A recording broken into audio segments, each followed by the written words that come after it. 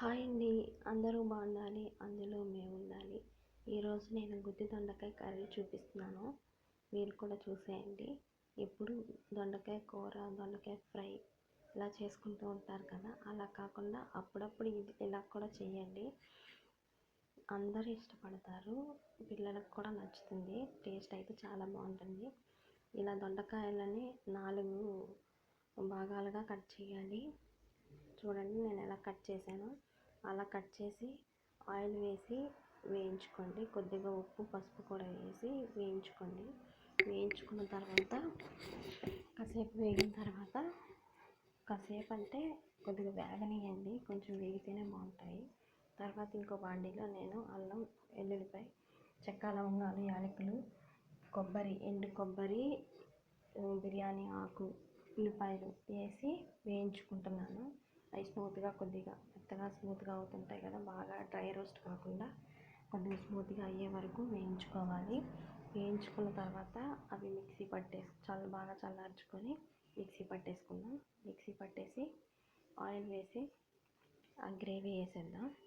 వాటితో నేను టమాటాలు కూడా 2 గ్రైండ్ చేసి వేసానండి. వేసి ఇదిగో ఇలా నూనెలో కొంతసేపు బాగా వేయించుకోవాలి.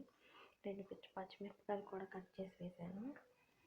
ఇలా బాగా వేయించుకున్న తర్వాత ఇంకా మనం ఫ్రై చేసుకున్నాం కదా దొండకాయలు, ఆ దొండకాయలు తెచ్చి ఇందులో వేసి బాగా వేయించుకోవాలి. నిజంగా చాలా టేస్ట్గా ఉందండి మసాలా కర్రీ. ఒకసారి మీరు కూడా ట్రై చేస్తేనే కదా తెలిసేది. నచ్చితే కనుక కంపల్సరీ ట్రై చేయండి. ఆ దొండకాయలు కూడా తెచ్చి వేసుకున్నాను. చూడండి దొండకాయలు వేగాయి.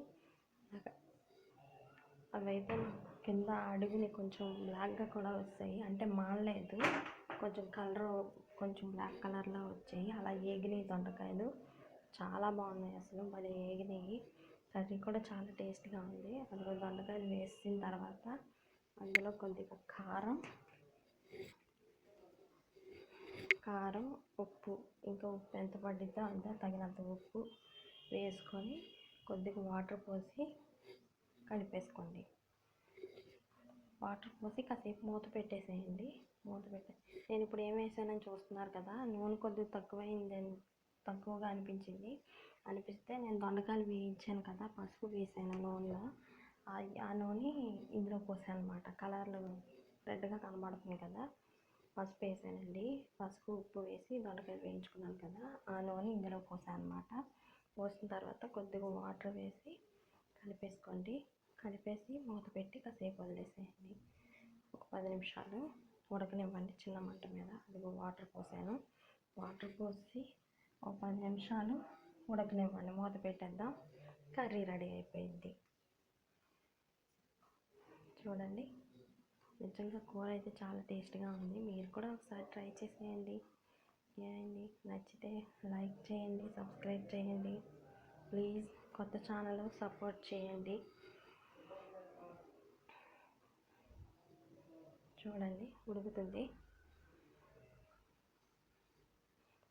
మూత పెట్టేశాను. అది నూనె తేలింది, అయిపోయింది. Thank you.